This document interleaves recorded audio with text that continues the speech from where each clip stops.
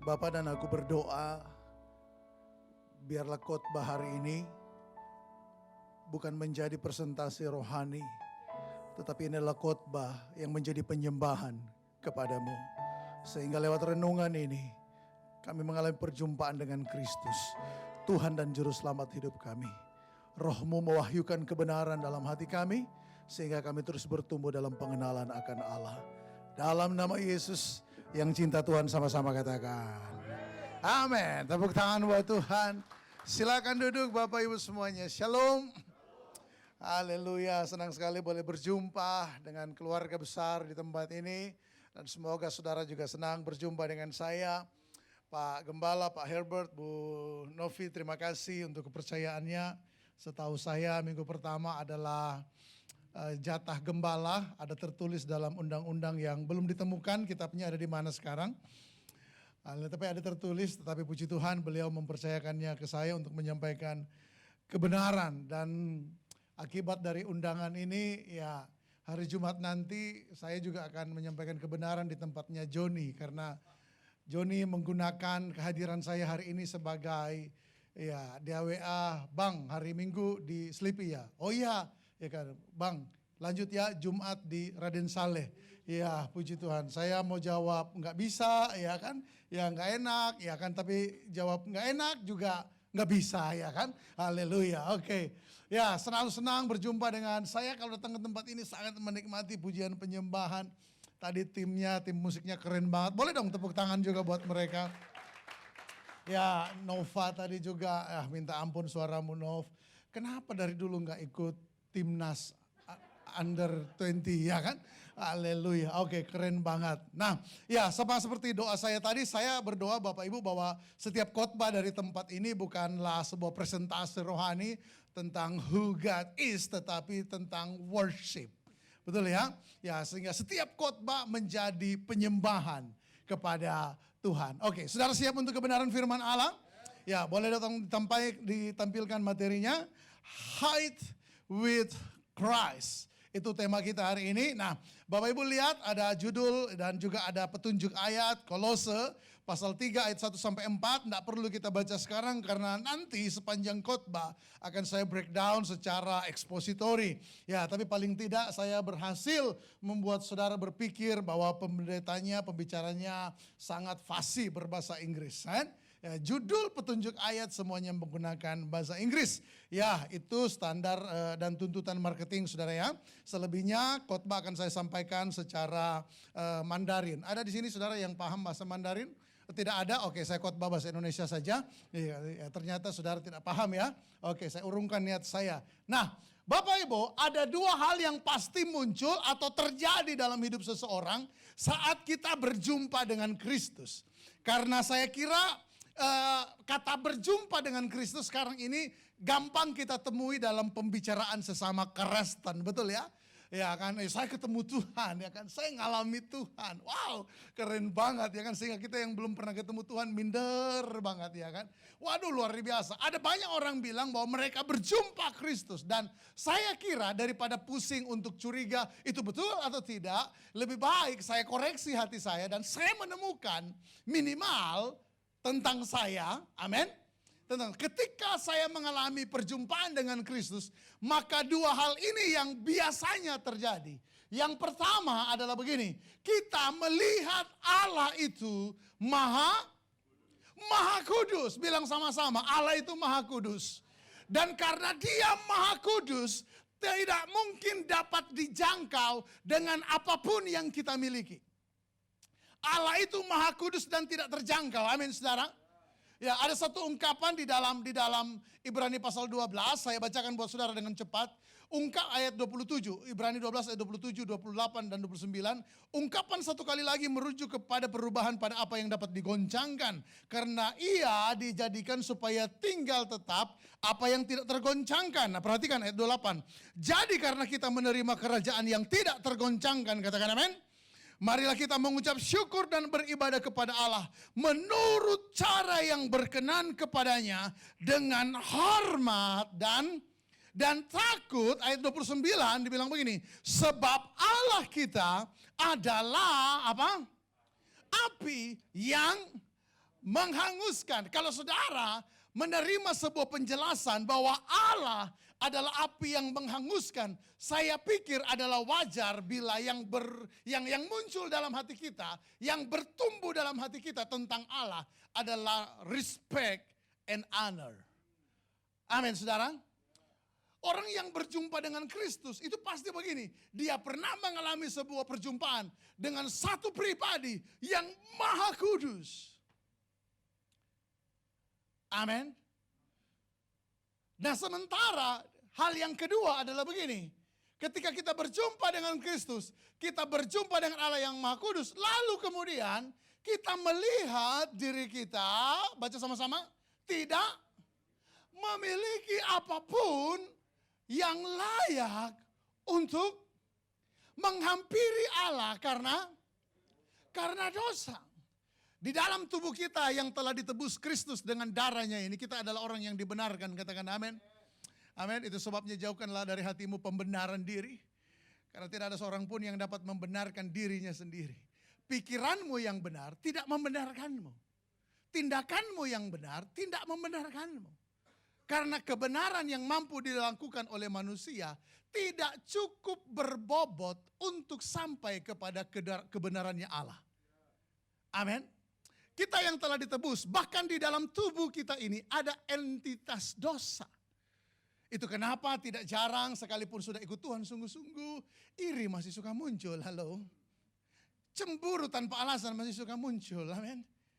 Obrolan yang tidak berdasar bahkan memicu pertengkaran seringkali muncul. Halo. Ada kalanya saya lagi duduk ngopi sama istri enak banget. Tiba-tiba dia memulai pembicaraan yang apa tujuannya saya nggak ngerti. Ya kan? Tiba-tiba dia tanya. Misalnya nih. Kalau aku mati, kamu kawin lagi nggak?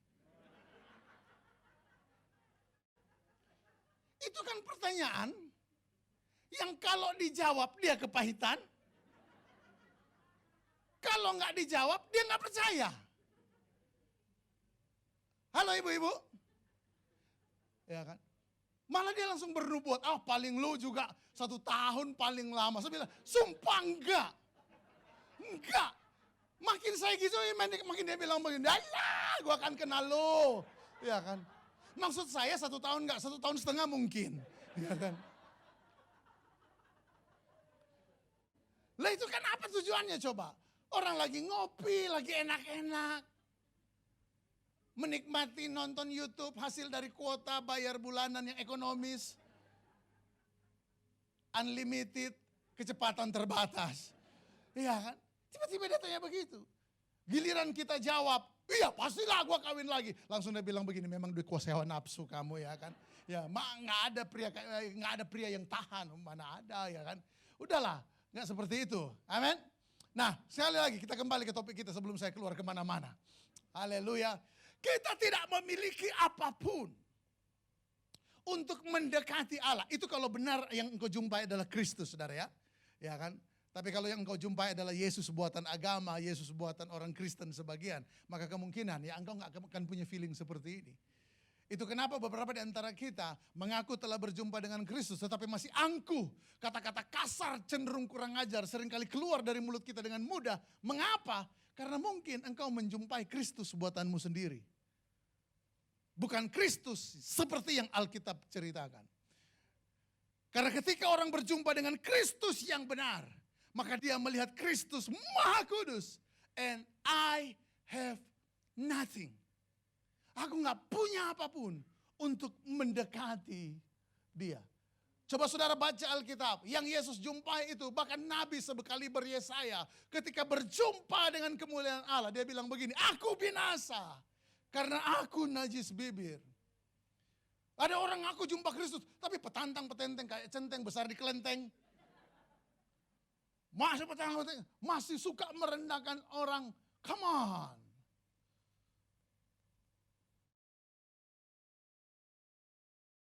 Haleluya. Tetapi kenapa kita sekarang ada di dalam Kristus? Tetapi kenapa sekarang kita ada di ruangan ini dan memuji dan menyembah Allah? Khotbah ini untuk menjelaskan kepada saudara, mengapa Allah yang Maha Kudus itu tiba-tiba menjamah hidup kita dan berkenan atas hidup kita. Amin. Haleluya. Yang berikut, ini dia, baru kita baca ayatnya. Ya. Kolose pasal 3 ayat yang pertama. Sama-sama, 2, 3. Karena itu.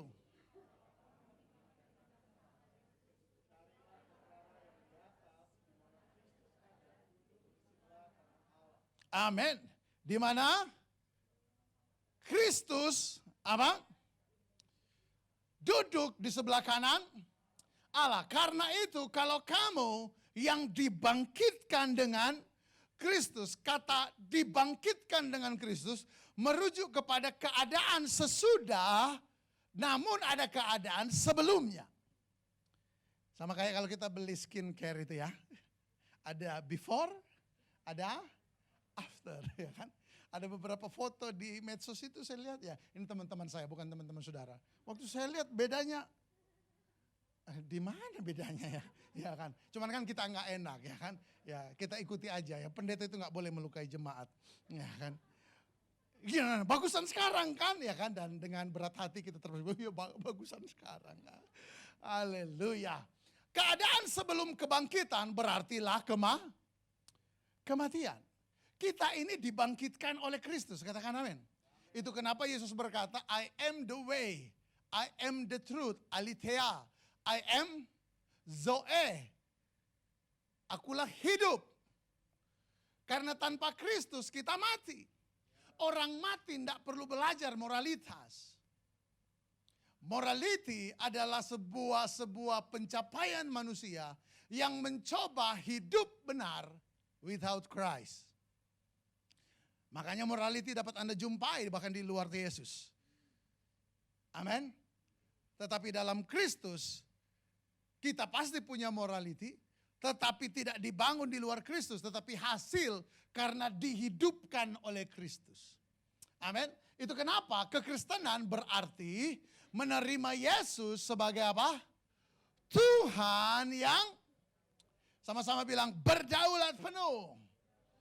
Iya, kita bukan cuma nyanyi berdaulat atas hidupku.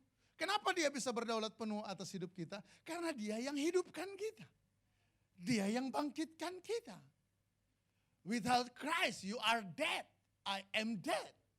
Already dead.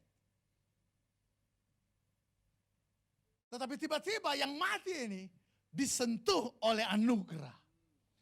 Tangannya terbuka. Amin. Saya berbahagia ya, mari Bapak Ibu silakan. Silakan. Kita ada di Kolose pasal yang ketiga ayat 1 sampai 4. Oke. Puji Tuhan. Kita berjumpa dengan Tuhan yang berdaulat atas hidup kita. Anugerahnya itu kenapa kita bersuka cita mengikut Tuhan. Karena Yesus berkata Yohanes 15 ayat 16, bukan kamu yang pilih aku, tetapi aku yang pilih kamu.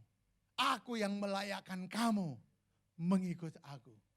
Sehingga kita yang tidak layak ini tiba-tiba sekarang ada di sini, memuji menyembah Dia, memahami kebenaran demi kebenaran, mengarahkan tujuan hidup ke arah Dia. Semua itu bukan karena rencana kita. Ingat Bapak Ibu, pertobatan kita itu bukan karena rencana pertobatan kita berhasil. Saya bertobat hari ini bukan karena rencana pertobatan saya beberapa tahun yang lalu berhasil. Saya bertobat hari ini karena anugerah menjumpainya. Amin saudara. Dan juru selamat yang memberikan apa? Identitas baru. Bilang sama-sama, identitas baru. Dalam hidup kita, apa identitasnya? Mati oleh dosa, hidup bagi Allah. Boleh sama-sama bilang sekali lagi yang di bold warna hitam. 2, 3.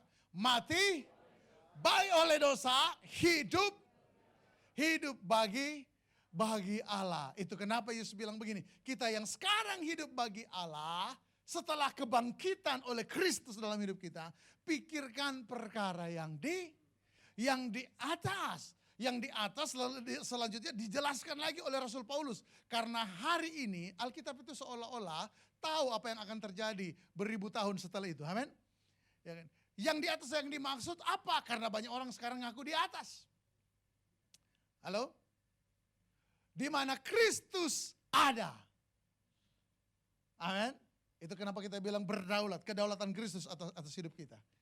Jadi kita masih tinggal di bumi, tetapi memikirkan perkara yang di atas. Itu kenapa saya selalu punya keyakinan begini. Setiap orang yang disibukkan oleh pengejaran akan hidup dalam kehendak Allah, tidak akan punya waktu untuk hidup bagi dosa. Betul ya? Kenapa masih suka ada kelompok-kelompok yang kalau ngumpul ngomongin orang, jatuhin orang. Karena gak sibuk mengerjakan rencana Allah dalam hidupnya. Kalau kita sibuk dan sadar hidupku yang sekarang ini, hidupku bukannya aku lagi, tapi Kristus dalamku. Amin. Karena aku udah mati, kita ini mati. Saya bilang dulu sama sebelahnya, kamu udah mati sebenarnya. Tetapi dihidupkan oleh Kristus.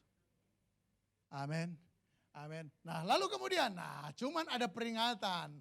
Rupanya begini saudara. Kolose 3 ayat 2 sama-sama baca, 2, 3.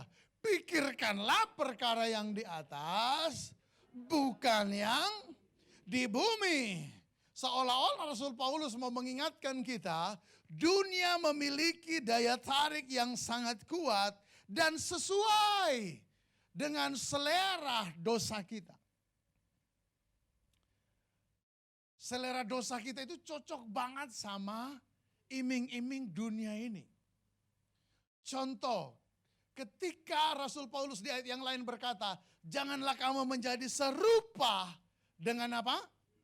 Dunia ini. Saudara, kata dunia itu bicara tentang apa yang terjadi di sekitar kita. Saya angkat satu poin aja ya biar tidak kepanjangan. Contoh keangkuhan. Itu ada di sekitar kita, amin. Dan selera dosa kita sangat sesuai dengan keangkuhan. Cocok. Beberapa di antara kita, kalau nggak mau dibilang semua, karena dilarang untuk mengatakan semua. Beberapa di antara kita kesulitan belajar rendah hati, tetapi tidak perlu berlatih untuk angkuh. Kesombongan itu kan nggak ada latihannya, nggak ada khotbahnya. 3 langkah menjadi sombong, nggak ada. Ya, tetapi yang lebih lucu lagi ada juga khotbah 3 langkah menjadi rendah hati. Nggak ada itu sebenarnya saudara. Nggak ada formula-formula kayak begitu. Injili dirimu. Injili hidupmu, hidupi Injil. Christ in me, Christ in me, Christ in me. Halo? Dulu ketika saya belajar tentang karakter, Pak Herbert juga, dan kelompok mereka yang menyesatkan saya sebenarnya. Setiap kali ada persoalan ujian kelulusan kerendahan hati, kita kan selalu memotivasi hati kita. Betul kan Pak Gembala ya? Ya Anda dan teman-temanmu itu kan. Ya kan? Ya, dan temannya dia teman saya juga. Ya, oke. Nah, kita selalu mengkuliahi hati kita, betul nggak? Step 1, step 2, ya kan? Akhirnya apa? Step, betul kita. Ya, yang tua yang ketawa ya kan, karena tahu betul ya kan istilah step. Yang milenial apa yang dia bicarakan itu di depan, ya kan step, you know. Kita coba kuliah hati kita. Harusnya kamu menghadapi ujian rendah hati. Hal pertama yang harus kamu lakukan adalah tarik nafas panjang, ya kan. Hitung sampai 100, ya.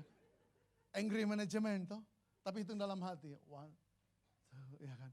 Lalu kamu latih hati kamu coba marah pada hitungan ke-80, ya kan. Iya. Benar, belum sampai hitungan 80, suasana udah cooling down, ya kan. Tapi masalahnya kita pulang belum beres. Kita pulang penuh dengan angkara murka, ya kan. Karena harusnya tadi gua ngamuk, cuman udah selesai persoalannya.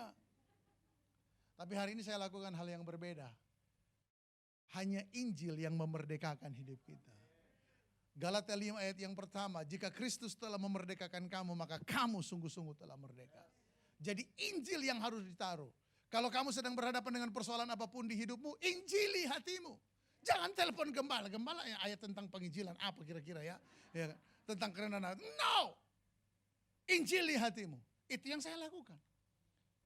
Apakah hari ini saya masih menghadapi proses direndahkan oleh orang? Oh ada saudara, ngalami. Kenapa kita marah ketika direndahkan orang? Karena kemarahan itu, pancingan itu sesuai dengan selera dosa kita. Tetapi ketika Injil engkau izinkan memerintah di hatimu, dia akan mulai menyembuhkanmu. Sehingga hatimu yang luka itu tidak diobati oleh tensoplas moralitas, tetapi benar-benar disembuhkan oleh kabar baik. Amin. Amin. Haleluya. Ini contoh keangkuhan. Ya. Siapa yang terlihat lebih hebat dan berpengaruh? Dunia kan mengejar itu. Makanya di gereja seringkali terjadi pertengkaran gara-gara apa? Siapakah yang terhebat di dalam gerejaku? Siapa? Ya kan lagunya harus begitu ya. Yang terhebat di dalam hidupku. Ada jemaat baru, akhirnya dia kan gak tahu lagu itu. Dia tanya sama sebelahnya, jadi sebenarnya siapa? Kan ku serukan kau terhebat. Hebat. Lagu itu ada nama Yesusnya gak sih? Nggak ada ya? Kan kau terhebat. Siapakah? Ya kan? Karena kita udah jiwa-jiwa yang lama cenderung haratan, ya kan? Kita tahu maksud lagu itu. Betul ya? Tapi kalau ada jiwa baru, ya kan? Boro-boro 12 murid Yesus, sama Yesus aja baru kenalan. Ya. Terus tiba-tiba dia masuk ke gereja dinyanyiin, siapakah yang terhebat? Dia kan akan pulang bingung. Lagu tadi itu belum terjawab. Siapa sebenarnya? Nah, saya tidak sedang apa itu namanya itu yang suka dilakukan stand up komika-komika itu roasting ya. Saya nggak roasting lagu itu. Lagu itu sangat memberkati. Haleluya. Tapi tolong ditulis siapa ya kan? Siapa yang terhebat? Di gereja juga seperti itu, ya kan? Wah hati-hati saudara. Kalau engkau mulai digoda oleh dagingmu untuk memunculkan dan mencari identitas orang nomor 1, nomor 2, nomor 2,5, maka segera ambil Injil. Itu kenapa pulang dari tempat ini kalau benar-benar engkau sehati dengan apa yang Tuhan wahyukan kepada saya. Hasilnya seharusnya adalah begini, seharusnya ya, engkau pulang dari tempat ini, engkau membongkar lagi Injilmu itu. The old story, cerita lama, tetapi selalu baru setiap hari. Tepuk tangan buat Tuhan yang memberikan Injilnya bagi kita. Amin. Siapa yang terlihat lebih rohani? Wah, ya kan. Saya punya modul pemuridan ya, dan dipraktekkan di sebuah gereja lokal. Ada beberapa gereja yang lagi praktek, tapi ada satu gereja yang mentornya dia bilang begini, Pak, aduh di grup saya itu susah mereka diajak baca Alkitab tiap hari ya kan. Karena modul saya itu bukan modul yang canggih-canggih, justru modul saya itu membawa jemaat untuk melakukan hal yang dulu sangat begitu mempengaruhi kekristenan, tapi sekarang udah mulai ditinggalkan. Contoh yang sederhana, rajin baca Alkitab dan doa. Itu kan sederhana betul ya. Ya kan, tapi kan gereja sekarang, saya nggak mau baca Alkitab, baca buku rohani aja. Tersesat kita. Nah tiba-tiba ibu ini bilang begini, saya ngomong, emang ibu dengan grupnya sehari, maksudnya saya juga terpengaruh dengan dia kan, kesel juga sama anggota regunya ya kan, masa kok baca Alkitab aja satu perikop, satu pasal setiap hari lalu direnungkan, kok susah banget. Saya tanya, Bu, emang ibu wajibkan di grup ibu berapa pasal sehari? Dia bilang, kami Pak sepakat sejak awal pemuridan 10 pasal setiap hari.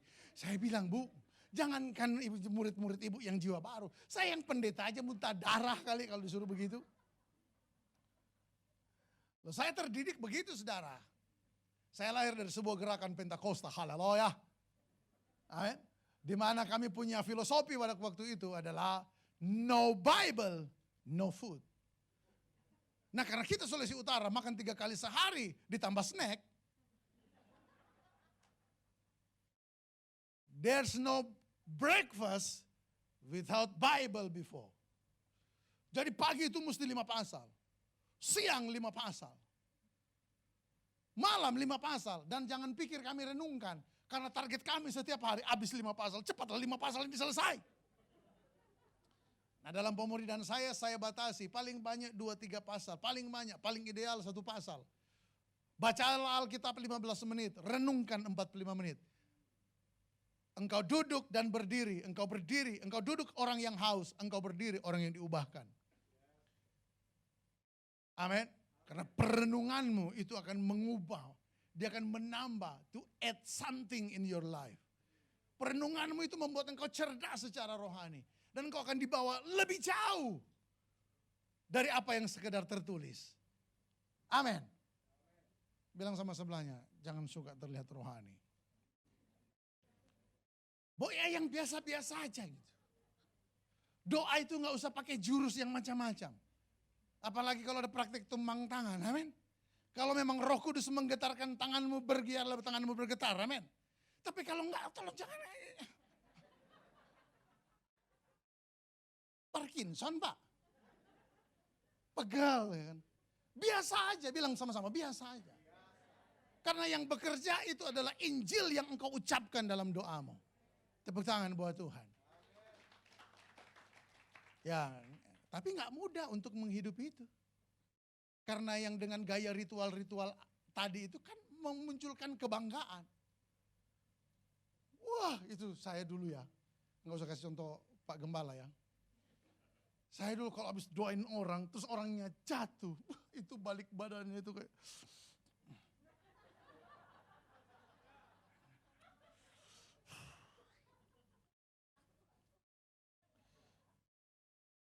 Pas kita balik orangnya udah bangun lagi ya kan.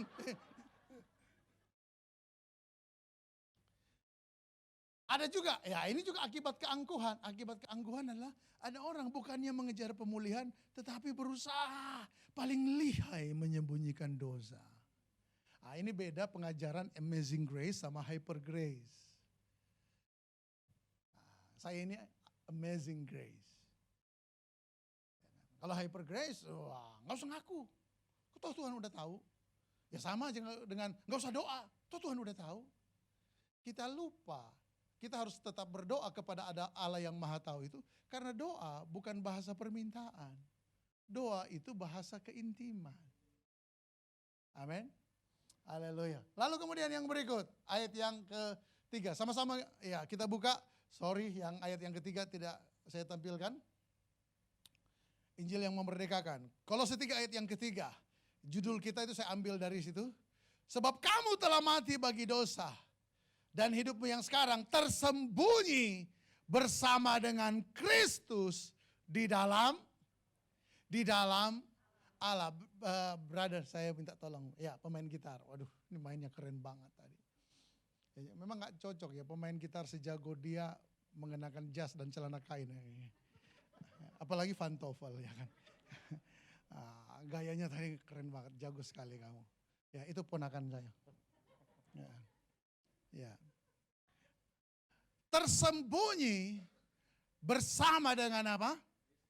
Kristus di dalam Allah. Tadi kita bilang bahwa manusia tidak memiliki apapun untuk menyentuh Allah.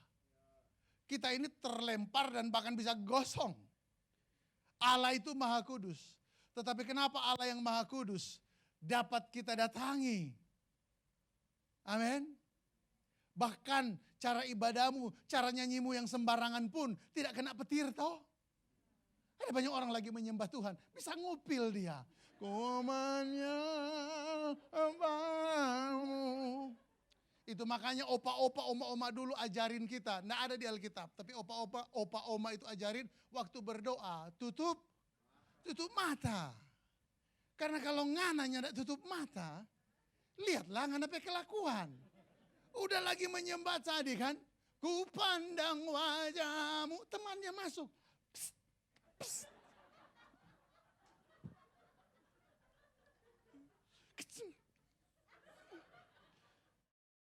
Bayangkan kita nggak kena kilat. Halo?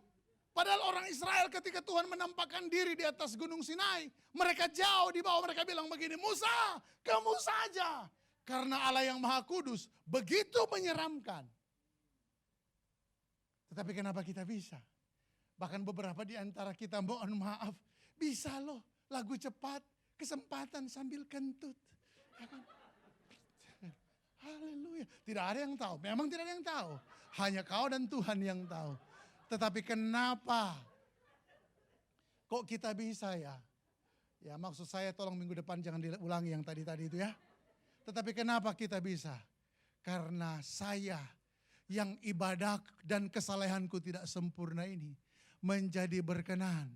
Karena Allah bukan melihat saya. Allah melihat Kristus bersama dengan saya. Amin. Jadi ketika saya sedang beribadah, ibadahku tidak sempurna.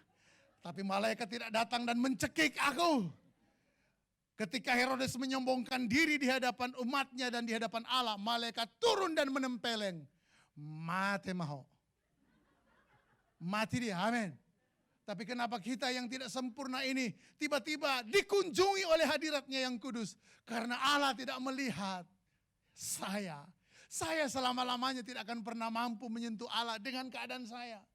Tetapi keadaan saya yang tidak sempurna ini dibungkus oleh darah Kristus. Amin. Terima kasih, brother. Haleluya. Haleluya. Itu kenapa? Hide with Christ is a must for us. Bersembunyi, tersembunyi bersama dengan Kristus adalah sebuah keharusan. Boleh sama-sama baca ini? 2, 3. Kita begitu kotor sehingga Kristus harus menebus dosa-dosa kita. Namun kita juga begitu berharga. Bilang sama-sama, begitu berharga. Hingga Bapa mengorbankan Yesus demi kita. Mari saya undang para pemain musik ke depan. Kita ini begitu kotor. Sehingga harus ditebus. Di ayat yang lain, penulis kitab Ibrani berkata, kita mendatangi takhta Allah yang kudus adalah dengan penuh keberanian, oleh karena darah Kristus Yesus. Itu kenapa ibadah kita minggu depan akan menjadi ibadah yang penuh dengan rasa hormat. Karena kita sedang berdiri di hadapan Allah yang Maha Kudus. Kehendak Allah adalah menampilkan kemuliaannya melalui kita. Kolose 3 ayat 4 bilang begini, apabila Kristus yang adalah hidup kita menyatakan diri kelak, baca selanjutnya, kamu pun akan menyatakan diri bersama-sama dengan Dia dalam kemuliaan. Wow, betapa dahsyat apa yang Kristus telah sediakan bagi hidup kita. Hide with Christ adalah tentang kita datang kepada Allah bukan dengan kesalehan kita, tapi dengan kebenaran Kristus. Itu sebabnya jangan tinggalkan Kristus demi apapun. Jangan pernah jauh dari Kristus dengan alasan apapun. Karena engkau butuh Kristus masa lalu, hari ini, sampai masa yang akan datang. Mari sama-sama kita responi kebenaran firman Tuhan. Sebelum saya serahkan kepada Pak Iwan untuk memimpin perjamuan atau Pak Gembala, mari kita berdiri. Haleluya. Ku tahu hidupku adalah penyembahan.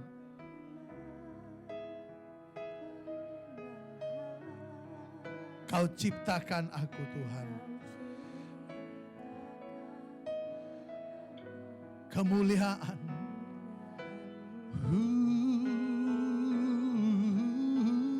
Ku tahu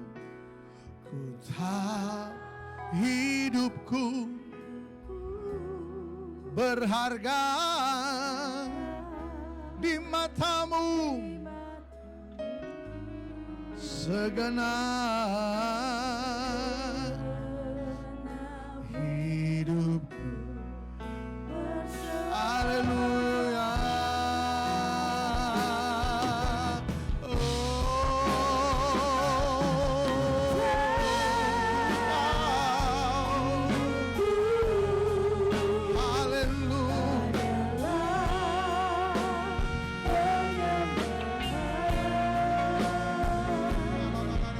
Kau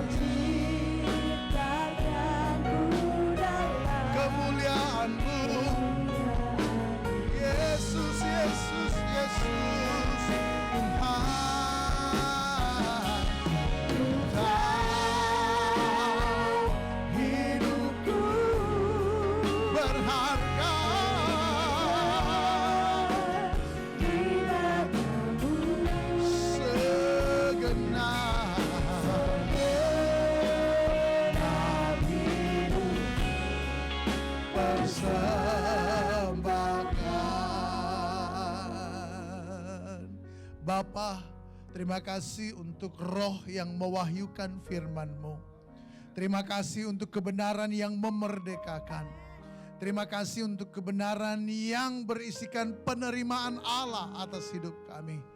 Ini sebelum kami bersekutu dengan tubuh dan darah-Mu, kami kembali deklarasikan iman kami. Terima kasih untuk karya penebusan-Mu. Tuhan, tanpa-Mu kami mati oleh dosa.